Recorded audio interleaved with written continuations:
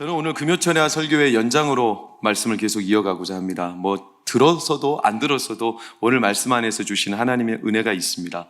먼저 주의 이름으로 축복합니다. 오늘 설교 제목처럼 반석 위에 서시기를 축복합니다. 비가 나고 창수가 나고 바람이 불어도 흔들리지 않는 반석 위에 서시기를 축복합니다. 이 시대 우리에게 주시는 하나님의 선명한 메시지입니다. 인류 역사 가운데 많은 재난들이 있죠. 코로나도 하나의 재난인데 쓰나미, 해일, 대해일이죠. 이 쓰나미 가운데 가장 역사에 남는 큰 사건이 2004년도에 있었던 남아시아 대지진이었어요. 그러니까 이제 인도네시아 서부 지방의 해저로는 40km 깊은 곳에 유라시아 인도판이 대륙이 부딪히면서 이게 갈라지면서 그 안으로 어마어마한 물이 그 안으로 쑥 빨려 들어가니까 이 빨려 들어간 물의 양을 바깥에 있는 바다가 다시 밀려 들어오면 채워야 되지 않겠어요?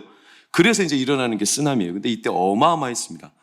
그 파괴력이 어느 정도냐면 학자들이 이렇게 결론을 내렸어요. 이 지진으로 인하여 쓰나미가 일어나는 파괴력이 수소폭탄 270개 분량이라고 그랬어요. 히로시마에 원자폭탄이 터져졌죠. 원자폭탄이 지금의 위력과 비하면 그때는 굉장히 약했겠지만 그때도 엄청났어요. 근데 이 쓰나미를 유발했던 9.2도의 지진이 어느 정도 세기였냐면 히로시마 원자폭탄 266만 개, 그 정도의 파괴력이에요. 그래서 파도가 일어났는데 최초에 이제 떠밀려 왔을 때 파도는 한 35m였고요. 최초에 일어난 파도가 몇 미터냐면 100m 파도가. 그리고 속도가 얼마였냐면 900km였어요. 900km면 비행기 속도예요. 그러니까 건물이 한 35층짜리 건물 아파트가 비행기 속도로 우리에게 떨어진 거나 똑같아요. 어마어마하죠. 그 당시 35만 명이 죽었어요. 500만 명의 이재민이 생겼어요. 사진 한번 보세요. 왼쪽이 쓰나미 전, 오른쪽이 쓰나미 이후 완전히 땅이 날아가 버렸어요. 15개의 국가에 쓰나미가 밀려서 엄청난 파괴력을, 그래서 지금까지도 그 흔적이 가슴에 남아있어요. 우리는 그 피해를 거의 안 받기 때문에 우리는 가슴에 와닿는지 모르겠지만, 근데 이때 참 신기한 게 뭐냐면 생존자들이 있어요. 생존자들이 누구냐면 기술이 발달하고 재난을 예측해서 빨리 알게 되어 피한 사람들이 아니라 그런 사람들은 싹 죽었어요. 누가 예측 피했냐면 원시 부족들이 살아났어요. 이게 중앙일보 기사 2005년 1월 5일자 신문에 인류학자들의 결과로 딱 나왔어요. 원시 부족들이 왜 살아났냐? 이들은요, 지진이 일어나는 순간부터 그들은 감지했어요. 어떻게? 대부분 그때 관광지에 온 사람들, 과학자들, 현대 문명이 있는 사람들은 바로 코앞에 파도가 오니까, 제가 그 영상을 봤거든요. 뭐라고 막 사람들이 외치냐면 What is that? 저거 뭐야? 저거 막 그제서야. 근데 이 원시 부족들은 이미 지진이 났을 때부터 두어 시간 전부터 깨달았어요. 어떻게? 이들은요, 기술도 없어요. 문명도 없어요. 이들은 예측 장비도 없어요. 과학 문명은 하나도 없는 원시 부족, 벗고 사는 사람들. 근데 이들은요, 딱 한 가지. 짐승들이, 개미가, 제비가, 동물들이 막 산을 오르니까 이들이 그걸 보고 같이 올라갔어요. 그래서 살았어요. 거의 대부분 살았어요. 약한 사람들인데, 없는 사람들인데, 그들은 미개한 사람들인데, 누가 봐도 우리는 그런 사람들과 같이 되고 싶지 않은데, 그런 수준의 아주 천박한 수준이랄까요? 이런 사람들인데 그 사람들이 살았어요. 여러분, 앞으로 다가올 우리 삶의 재난이 이보다 더한 재난은 많을 거예요. 기술 문명이 아무리 발달하고 내가 이것저것 장치를 덧대고 내가 잘 살아보겠다고 수많은 것들 가져야 되죠. 구비해야 되겠죠. 그러나 그걸로 과연 우리가 이 땅을 살아낼 수 있을까에 대해서 누구도 장담 못해요. 재난이 일어나면 사람은요, 피할 수 없어요. 놀랍죠? 약한 자들이 살았다는 사실은 역설이에요. 사랑하는 여러분, 내 약함을 아파하지 마세요. 우리는 약하기 때문에 하나님을 의지할 수 있는 겁니다. 내가 약하고 미련하고 깨지기 쉽고 나에게 없고 나에게 세상에 내놓을 만한 것들이 아무것도 없는 무력한 사람들이기 때문에 오히려 내 약함이 하나님의 강함이 되는 겁니다. 사도 바울이 유명한 구절을 남겼죠. 고린도후서 12장 10절을 보세요. 내가 약한 그때 어떻다? 강함이라. 할렐루야. 사람들이 약함을 싫어해요. 자기의 약함을 싫어해요. 그래서 이걸 덧대려고 해요. 약함을 감추려고 해요. 뭔가 더 많이 소유하고 뭔가 더 많이 갖추면 내가 강해지고 건지하게 살 수 있다. 그게 나쁜 거는 아니에요. 그러나 과연 그럴까요? 여기에 대해서 우리는 의문점을 던져봐야 돼요. 여러분, 이스라엘 백성이 애굽 땅을 탈출해서 광야 생활을 지날 때 그들에게 제일 큰 발목, 걸림돌이 항상 뭐였는지 아세요? 출애굽기 말씀과 민수기 말씀을 보면 자주 등장하는 이스라엘 백성 수식 억구가 있는데 오늘 33장 3절 5절도 보세요. 빨간색 시작. 5절도 시작. 목이 곧은 백성. 목이 곧은 백성, 그들의 걸림돌이에요. 목이 곧았다는 말은 다시 말하면 아집을 말해요. 아집. 자기 생각, 자기 고집, 자기 안에 똘똘 뭉쳐있는 걸 말해요. 좀 바꿔 말해볼까요? 목이 뻣뻣해서 하늘을 쳐다보지 않아요. 늘 땅의 일만 봐요. 늘 땅만 쳐다봐요. 이게 그들의 걸림돌이었어요. 왜 그들은 땅만 쳐다볼까요? 왜 그들은 목이 뻣뻣할까요? 약하기 때문에 그래요. 약해서, 이게 역설이죠. 그들은 약합니다. 광야로 나갔더니 사방에 도적대들, 수많은 맹수들이 있습니다. 그들이 애굽 땅에서 경험하고 목격했던 게 뭐냐면 애굽 땅 그 민족이 우리를 노예 삼았던 이유가 애굽 땅은 강하기 때문이죠. 문명이 있잖아요. 무기가 있잖아요. 그러니 이 이스라엘 백성들이 뭘 깨달았냐면 우리도 강해야 된다는 거예요. 무기도 갖고 문명도 이루고 그래야 남들을 휘두를 수 있고 내가 강해질 수 있고 내가 건재할 수 있다. 이런 사고방식이 딱 박힌 거죠. 약하기 때문에 나도 강해져야 된다. 그래서 그들이 그때부터 어떻게 되냐면 아집에 갇혀요. 내 생각, 내 계획, 하늘을 쳐다보지 않아요. 늘 땅만 쳐다봐요. 여러분, 상대적으로 약하기 때문에 불안함을 느껴서 뭔가 자꾸 덧대려는 본성, 내 안에 덧대려는, 제가 금요철 때 이미 말씀을 전했어요. 사람이 우상을 만드는 이유는, 우상은 어떤 형상 이런 게 아니라 자기를 위하여 계속 덧대는 걸 말해요. 자기가 보고 싶고 되고 싶고 본인이 이루고자 하는 형상을 스스로 머릿속에 그려놓고 그걸 이루기 위해 계속 장치들을 자기 안에 새기는 거예요. 그게 돈이 될지 스펙이 될지 세상의 어떤 환경, 여건, 자기 어떤 수많은 요소들이 될 수 있겠죠. 그게 바로 우상이 되기가 딱 좋은 상황이죠. 그래서 남다르게 강해지려고, 과연 그럴까? 아니요. 막상 현실에 부딪히면 우리는 또 불안하고 두렵고 염려가 되고 그래서 또 뭔가를 소유해야 되고 악순환이, 계속 악순환이, 힘이 들어가게 돼요. 자기 고집이 딱 들어가게 돼요. 왜 고집이 들어가냐? 불안하기 때문에. 아집을 부려요. 여러분, 그러면 사람이 긴장할 때마다 힘이 들어가서 주변을 바라볼 수가 없죠. 제가 전에 말씀드렸던 문성 선교사님이 쓴 벌거벗은 그리스도인이라는 책에 보면 아주 유명한 예화를 한 편 들리고 있어요. 그게 뭐냐? 이분이 그 카라 부족, 원시 부족, 밀림으로 들어갈 때 들어가는 길이 딱 하나예요. 출렁다리예요. 출렁다리. 이것도 오늘날 파주에 있는 이런 출렁다리 아닙니다. 나무까지 엮어가지고 출렁다리. 우리 남성분들은 군대에서 외줄타기 해보셨습니까? 얼마나 이게 힘든지 몰라요. 보고 가다가 땅만 쳐다보면 이게 막 기우띵기우띵 넘어집니다. 뒤집혀지고 대롱대롱 매달려 있습니다. 이 선교사님 부부가 그 출렁다리를 걷는 얼마나 두렵습니까? 아니나 다를까 가기가 무섭게 중간쯤에서 막 출렁다리 뒤집혀요. 그러니까 흔들리니까 무서우니까 막 자기가 떨어지는 땅만 쳐다보고 있어요. 더 뒤집혀요. 이때 저 건너편에서 원시 부족이 말해줘요. 야, 하늘을 봐, 하늘을. 놀랍죠? 하늘을 보니까 자기도 모르게 균형이 잡혀요, 몸에. 세상이 흔들린다고 땅을 계속 쳐다보는 게 우리의 본성이에요. 흔들리는 세상만 보는 거예요. 그럼 더 흔들려요. 균형을 못 잡아요. 여러분, 흔들릴수록 하늘을 보시기를 축원합니다. 이게 영적인 진리죠. 사람들이 불안하니까 아직 목이 뻣뻣해져 하늘을 쳐다보지 않아요. 지금 모세는 어디 갔어요? 시내산에 올랐어요. 뭐하러요? 하나님의 말씀, 은혜를 수여하기 위해 그가 갔어요. 그런데 땅에서는 뭐하고 있어요? 은혜를 사모하며 기다리는 게 아니라 이들은 지금 불안해가지고 모세 어디 갔냐? 우리는 어떻게 해야 되냐? 불안 안에 급급하여 그들은 지금 금송아지를 만들었어요. 자기 눈에 보이는 대로 안심거리를 또 만들고 있다는 거예요. 여러분, 이 이스라엘 백성들의 모습이 얼마나 우리와 비슷합니까? 아집에 빠지는 거죠. 자기 생각에 빠지는 거예요. 여러분, 죄송하지만 우리는 마음에 새겨야 합니다. 내가 아집이 세고 내가 내 생각이 많다는 것은 뒤집어 보면 그 사람은 죄송하지만 영적으로 막혀 있거나 죽어 있다는 뜻입니다. 다시 한번, 내가 내 고집과 아집과 내 생각으로 가득 차 있다는 것은, 다시 말하면 그분은요, 영적으로 뭔가 막혀 있고 죽어 있다는 뜻입니다. 잠시만 생각해 보세요. 사람이 갓 태어난 아기가 피부와 조직이 부드러워요. 이제 거의 인생의 막바지에 이른 노인이 피부와 조직이 부드러워요. 누가 부드러워요?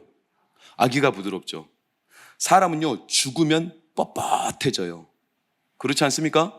모든 자연 생태계가 죽으면 뻣뻣해져요. 살아있는 건 부드러워요. 영혼이 살아있으면 하늘을 쳐다봐요. 부드러워요. 근데 영혼이 죽어 있잖아요. 뻣뻣해요. 자기 아집밖에 없어요.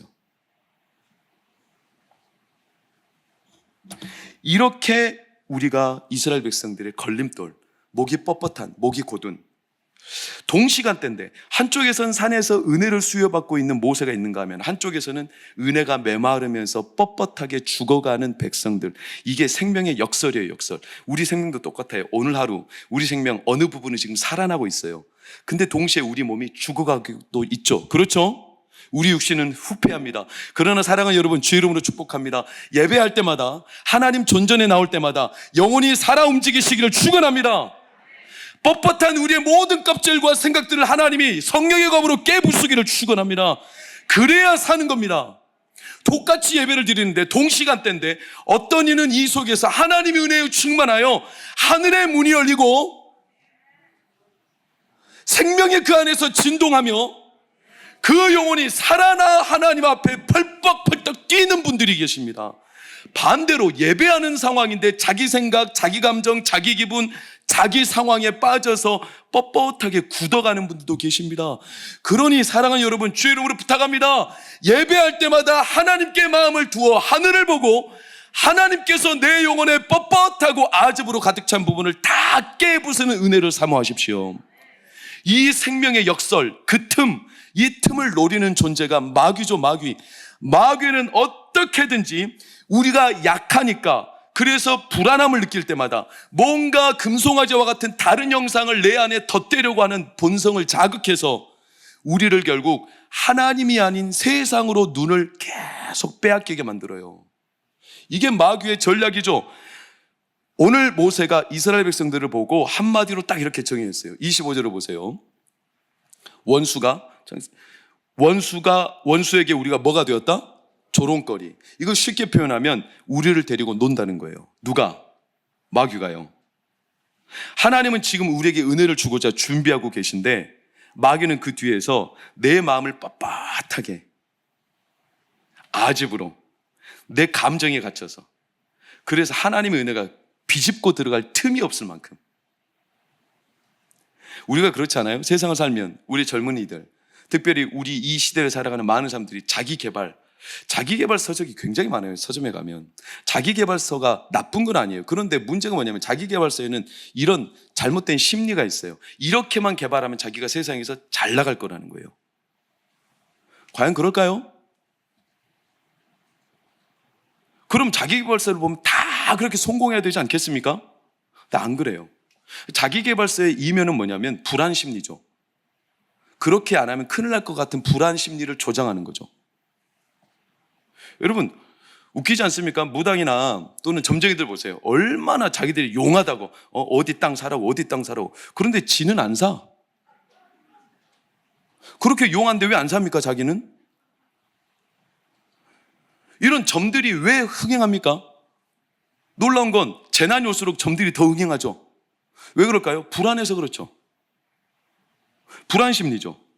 그러니 거기에다가 자꾸 마음을 뺏기는 거예요. 그리고 뜻대로 안 되면 연민에 빠져요.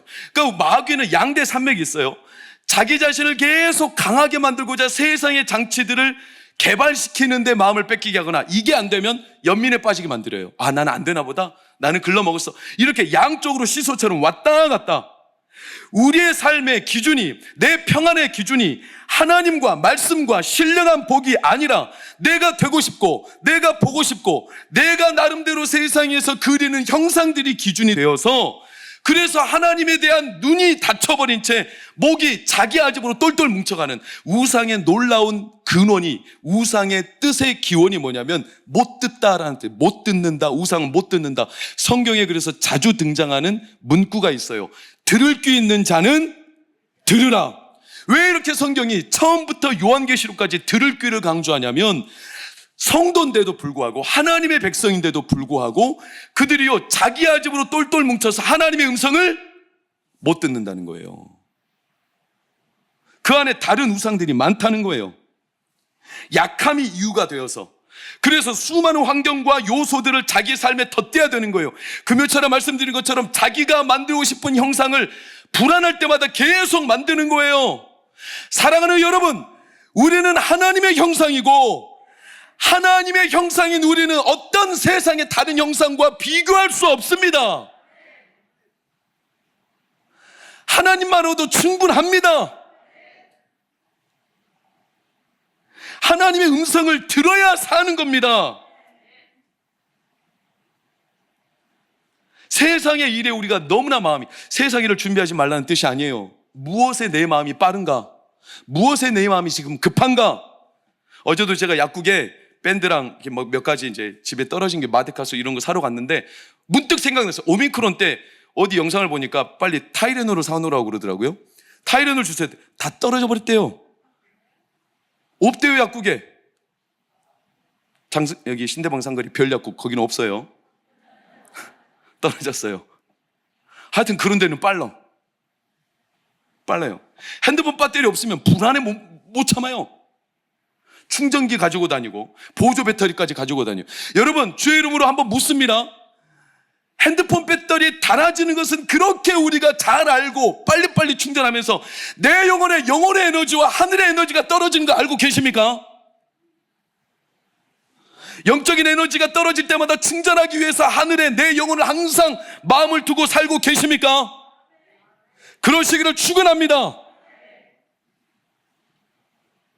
이게 우리의 삶에 반복되는, 이스라엘 백성들 목이 뻣뻣하대요. 세상 일이 너무나 빠르대요. 유명한 학개서 1장 9절을 보세요. 자기 집을 위하여 빨랐다. 자기 집을 위한 일이 뭐가 나쁘겠어요? 그런데 이들의 모든 관심사는 세상 일, 땅의 일밖에 없었다는 거예요. 여러분, 우리 집을, 내 가정을, 내 인생을 잘 가꿔야 되겠죠. 그러나 우리는 압니다. 이미 알고 있습니다. 내 집을 위하여 내가 수고를 할지라도 그 집을 지키는 자가, 그 집을 세우는 자의 수고가 하나님이 지키지 아니하시면 그 수고가 헛됨이라. 누가 지켜야 합니까? 이 틈을 마귀가 계속 노리는 거예요. 그래서 모세는 괴로웠어요. 왜요? 이스라엘 백성들이 지금 광야길을 걸어가야 되는데, 다시 말하면 이들이 벌써부터 하나님이 아닌 세상 땅의 일에 너무 마음을 많이 뺏기며 이들이 아집에 가득 차 하나님을 바라보지 못하고, 이런 이스라엘 백성들에게 하나님이 청천벽력 같은 말씀 33장 3절을 보니까 뭐라고 했냐면, 그들이 목이 뻣뻣함으로 내가 그들과 함께 올라가지 않을 거다. 이제 그들과 함께 가지 않겠다. 진멸할지도 모른다. 이렇게 말하니까 모세가 더 답답했어요. 하나님, 이럴 바에 왜 그러면 이스라엘 백성들을 출애굽시켜서 나를 인도하게 하셨습니까? 하나님 이들과 함께 하지 않을 거면. 그러면서 하나님께서 다시 그의 마음을 알 수 있는 10절 말씀을 보세요. 10절 말씀.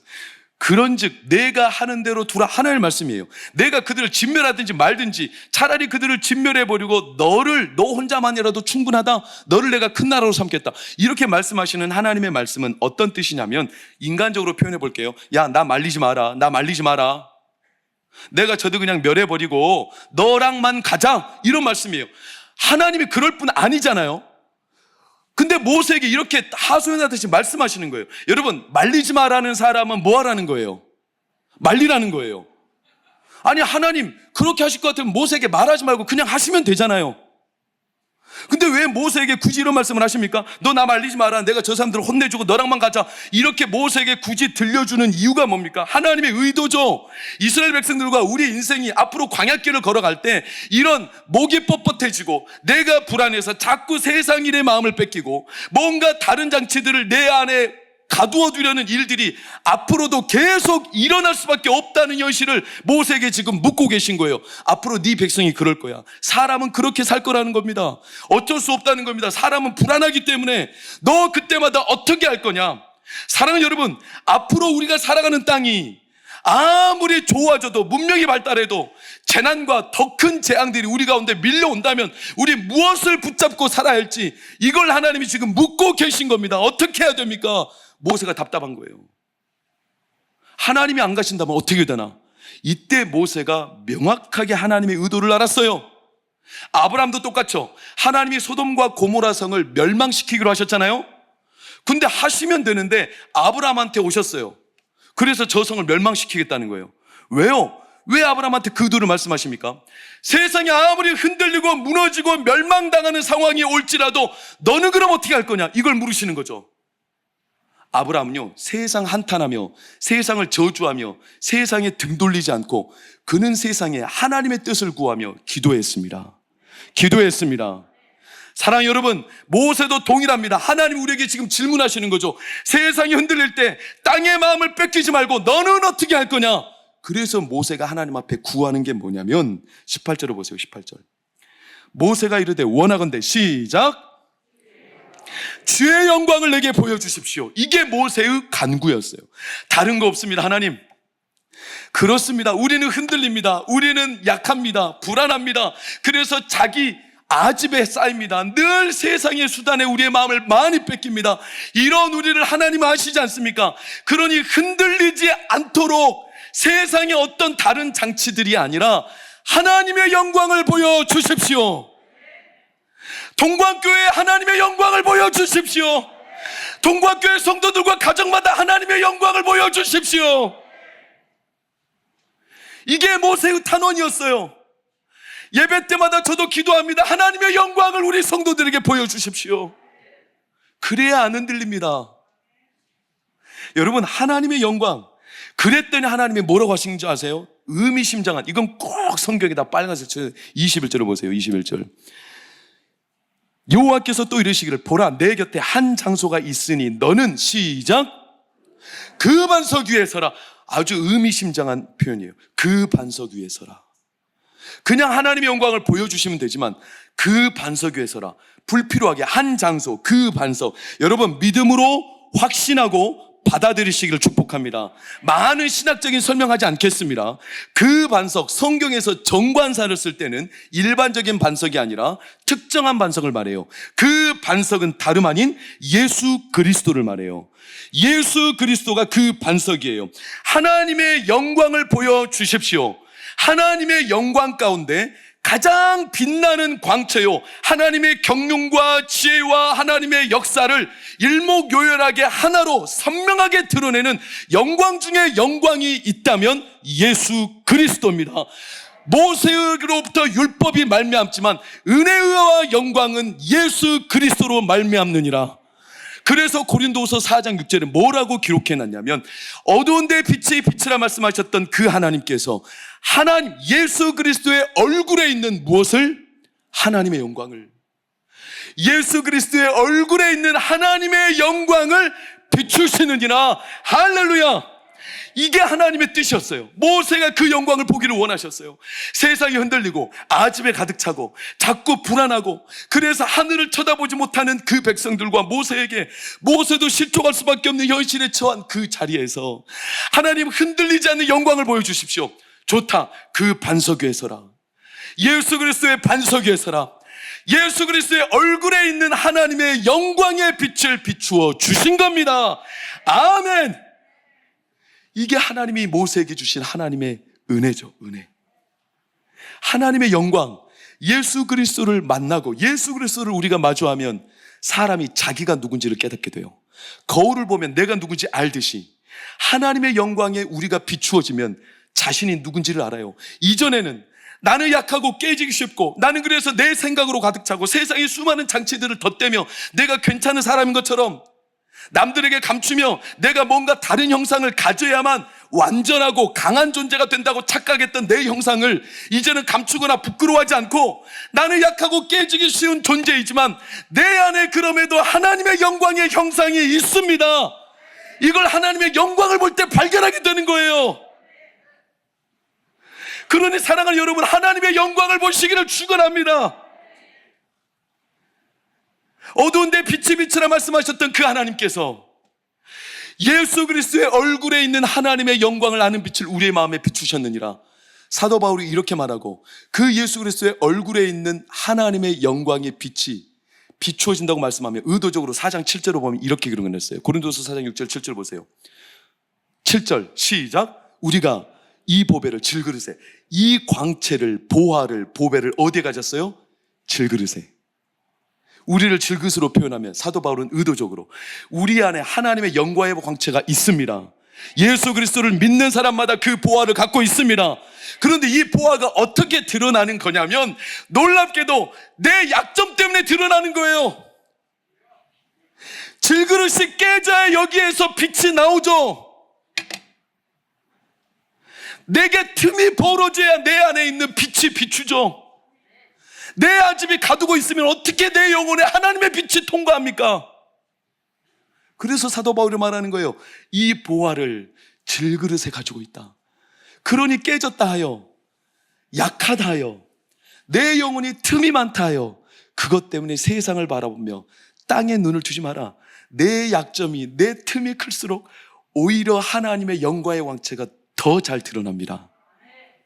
아프고 가정에 어려움이 있고 내 인생에 보잘것없는 것들이 너무나 많고 세상에 내놓으면 깨지기 쉬운 내 모습들이 너무나 많을지라도, 여러분 너무나 아파하지 마세요. 그 약점 때문에 하나님의 영광이 여러분의 삶과 가정에 드러나는 겁니다. 그 약점 때문에요. 오늘 놀랍게도 하나님은 모세에게 어떻게 말씀하세요? 23절을 보세요. 22절. 내 영광이 너에게 지나갈 때 너를 반석 어디에다 두고? 틈에다 두고. 틈에다. 그 틈 사이로 삐져나오는 빛, 내 영혼의 약함의 틈 사이로 삐져나오는 빛, 내가 감추고 싶어서 자꾸 덧대었던 내 약점, 그 약점으로 오히려 삐져나오는 빛, 이걸 하나님이 모세에게 가르쳐주고 싶었던 거예요. 여러분, 그래서 하나님이 우리를 보시는 관점이 뭐냐면, 우리를 보화처럼 보세요. 보화. 밭에 감추인 보화를 아시지 않습니까? 마태복음 13장 밭에 감추인 보화. 밭에 보화가 감추어져 있어요. 밭에 보화가 감추어져 있다는 사실을 아는 사람과 보화가 감추어져 있다는 사실을 모르는 사람은 전혀 다르겠죠. 모르는 사람은 그냥 지나가 버릴 거예요. 그렇지 않습니까? 그 사람들은요, 밭에 보화가 감췄다는 사실을 모르기 때문에 그냥 일반적인 밭인데, 밭에 보화가 있다는 사실을 아는 사람은 그냥 지나갈 수가 없어요. 그 밭은 너무나 귀한 밭이죠. 그렇습니까? 그래서 어떻게 하냐면, 그 사람은 모든 소유를 팔아 그 밭을 사버려요. 사버려요. 하나님이 우리를 보시는 관점이 그래요. 보세요. 우리 안에 보화가 있어요. 하나님의 형상이에요. 내가 잘났든 못났든 약하든 강하든 하나님의 형상이에요. 내 안에 보화가 있어요. 그걸 하나님이 보세요. 그래서 하나님은 우리 권사님에게, 우리 집사님에게, 우리 성도들에게 동관교회 보화가 있기 때문에, 그 보화가 우리 안에 감추어 있기 때문에 하나님은 자기의 모든 소유이신 예수 그리스도를 팔아 우리를 샀어요. 아낌없이 산 거예요. 그래서 고린도전서 3장 9절에 뭐라고 우리에게 표현하냐면, 너희는 하나님의 밭이래요. 우리 안에 하나님의 보화가 감춰져 있어요. 근데 그 보화가 약하고 깨질 때 드러난다는 거예요. 우리의 틈을 이용하여서 마귀는 자꾸 우리 안에 뭔가 덧대려고 해요. 근데 하나님은 그렇지 않습니다. 하나님은 내 약점 때문에 하나님의 생명과 영광의 광채를 비추시는 겁니다. 내 영혼의 햇빛 비치니 주의 영광 찬란해. 이 세상 어떤 빛보다 그 빛도 빛나네. 주의 영광 빛난 그 빛, 오늘도 내게 비추어 주시옵소서. 사랑하는 여러분, 이걸 하나님이 모세에게 보여주셨고, 베드로가 자기가 깨어졌을 때 예수 그리스도 안에 자기가 반석 위에 선다는 사실을 알고, 그는요, 베드로전서 1장 8절과 11절에 뭐라고 우리에게 고백합니까? 보세요. 예수를 너희가 본다 못 본다? 보지 못하였으나 그러나 사랑하는도다. 왜냐? 그 영광을 볼 수 있다는 거예요. 11절.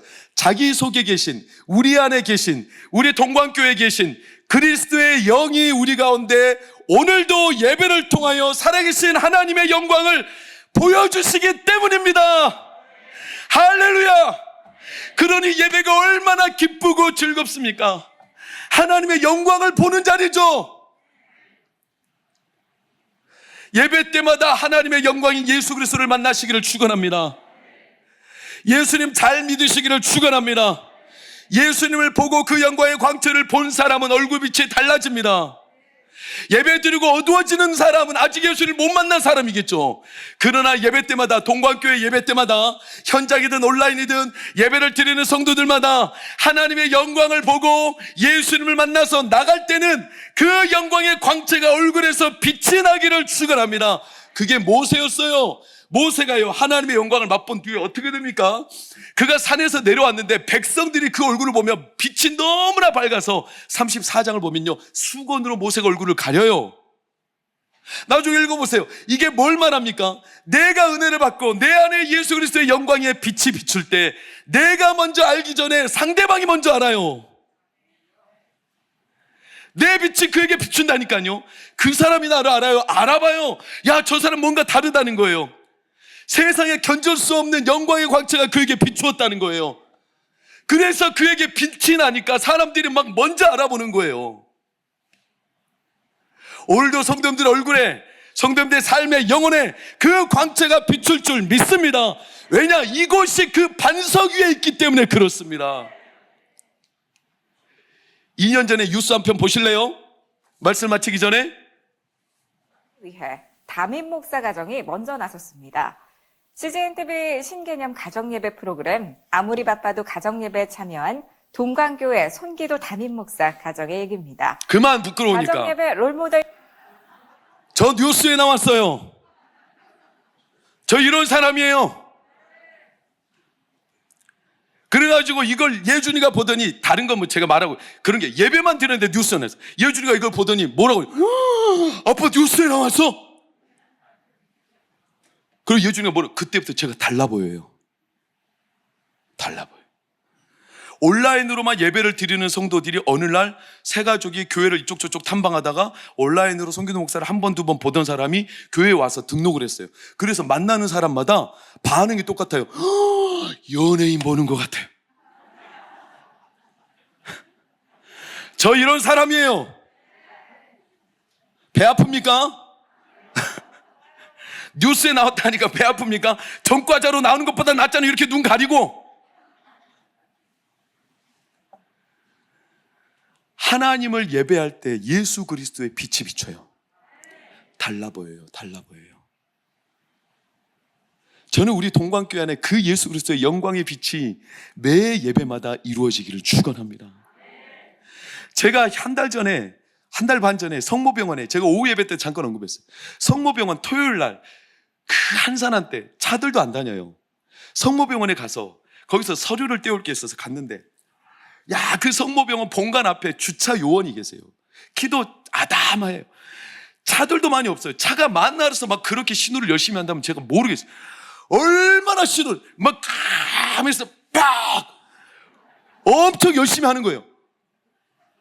그걸 보는데요, 막 손짓 온 몸으로 하는데요, 저랑 아내가 같이 갔는데 그분이 존경스러워. 얼굴이 막 빛이 나요. 안 따를 수가 없어요. 그분의 주차 신호를 따르지 않으면 감옥 갈 것 같아. 너무 광채가 나요. 감히 추측컨대 그분은 예수 믿는 사람일 거예요. 그 자리에서 얼마나 열심히 기쁨으로 자기에게 주신 이 자리를 그냥 땅을 보며 한탄하며 신세에 빠져 사는 게 아니라, 그 아무도 없는, 알아봐 주지도 않는, 누가 뭐라고 칭찬도 안 하는 그 자리에서 주차를 하는데 얼마나 즐겁게 기뻐하며 감사가 넘쳐서 막 하는 게 나에게 절절하게 느껴올 정도로.